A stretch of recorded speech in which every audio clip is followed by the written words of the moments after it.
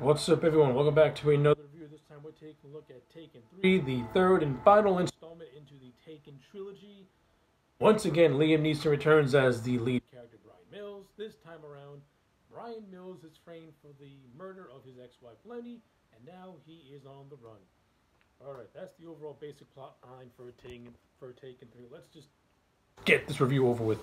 Taken 3 overall to me is the weakest installment into the trilogy. And many people consider this to be the worst movie in the entire trilogy. I'm going to agree to an extent. I don't think Taken 3 is as bad as people make it out to be. I mean, I've now seen it 3 times, and it's okay. I think Taken 3 is okay. It's not as cool as the first movie. It's not as interesting as it's not as enjoyable as the second movie. Taken 3 basically is a dumbed down version of The Fugitive with Harrison Ford. That's really what Taken 3 really is. It's really just a Fugitive remake, only not done so great.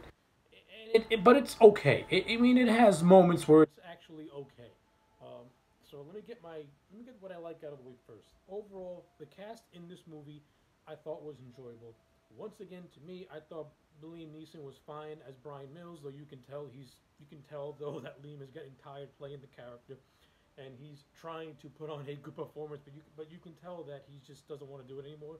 It really shows in a lot of his performances. He just looks like he's just walking through the movie a lot of the times, and it's kind of a shame because in the first two movies he was actually really good. In this one, he's still fine, but you can tell he's just walking through it. Forrest Whitaker is a new character who's introduced as an inspector who's hunting down Mills, and I like Forrest Whitaker as an actor, and I thought he was okay in this movie.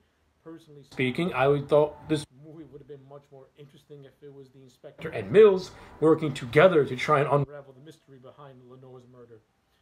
I think that would make for a much more interesting movie as opposed to what we got, to be honest with you. Maggie Grace returns as Kimmy. She's fine. In this movie, Kim's revealed to be pregnant. This time it's by a guy called Jimmy.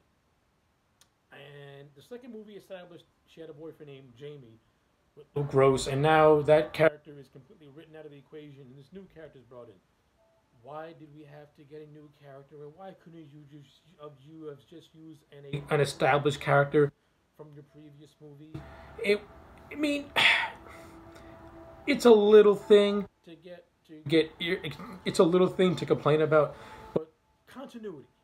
Make friends with it, please. I mean, the second movie established that she had a new boyfriend, and they went to the trouble of having Brian accept him, and now he's just completely disappeared. I mean, I'm sorry, it's a nitpick, but it's something that I don't care for. Famke Jensen in the few scenes that she was in, she was okay. This movie teased about expanding on the thought of maybe Mills and Lenny getting back together again before Lenny is killed off at the 20-minute mark, and that sets the events in motion. That was kind of just downplayed. I would have that was kind of all for nothing. To tell you the truth, I would have started off this movie with Brian and Lenny already having a reformed relationship that's starting to go back to the next level as more of a catalyst for Stewart, who is now back in this movie, who is actually the villain of the piece, who orchestrated a very convoluted plan to to just to get insurance money to pay off the Russians that he owes money to. Oh yeah, Doug Ray Scott returns as Stewart, and he replaces Xander Berkeley. Doug Ray Scott, he's okay in the role, nothing spectacular. I would have brought back Xander Berkeley, to be honest with you. Stewart's whole villain's plan is completely convoluted and confusing and really, really stupid. He pretty much staged this whole thing, and then he tried to manipulate Brian into killing the Russians, so that way Stewart did not have to pay off the Russians who he owed money to, and Eleanor and Lenny was part of this whole business deal as a way to do it. It's an extremely convoluted plot, and it's really hard to keep track of, and I don't like it at all. The plot for this movie is entirely stupid. Like, the whole motivation's entirely stupid.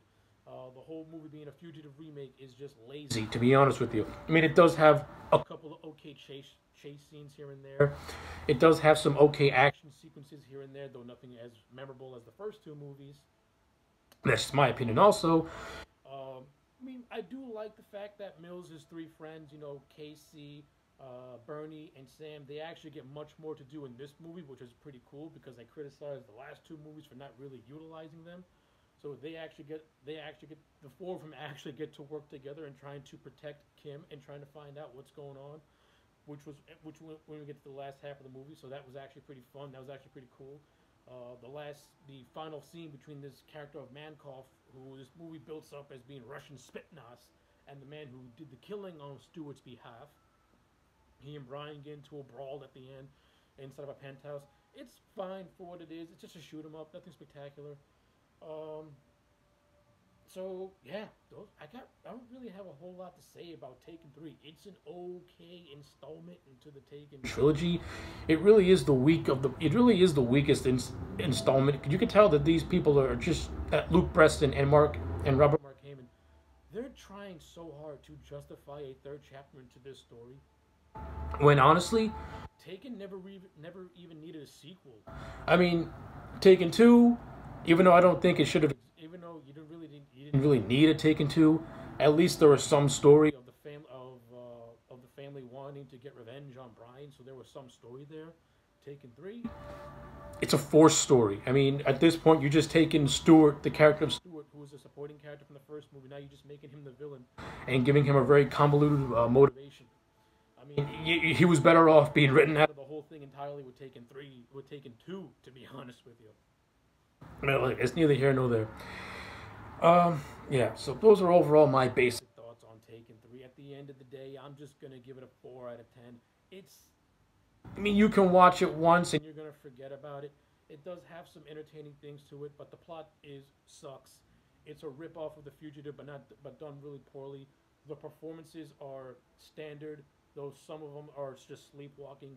You have subplots that are just there, like the whole subplot of Kim being pregnant doesn't really have a good enough payoff for me exactly.